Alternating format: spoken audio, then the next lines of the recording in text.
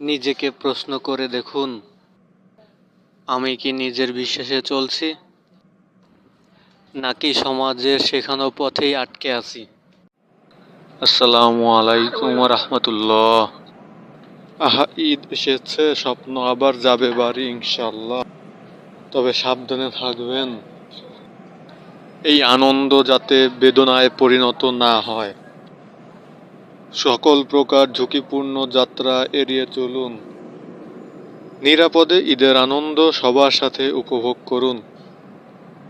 সকলের ঈদ যাত্রা সুন্দর ও সফল হোক, সেই কামনাই করি আমরা।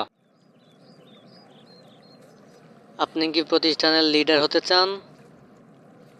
তবে আগে ভেবে দেখুন, কর্মীদের বেতন আপনার কাছে পেমেন্ট নাকি ইনভেস্টমেন্ট? এই ভাবনার দৃষ্টিভঙ্গি ঠিক করে দেয় আপনার প্রতিষ্ঠান কত দূর যাবে, কত দ্রুত যাবে।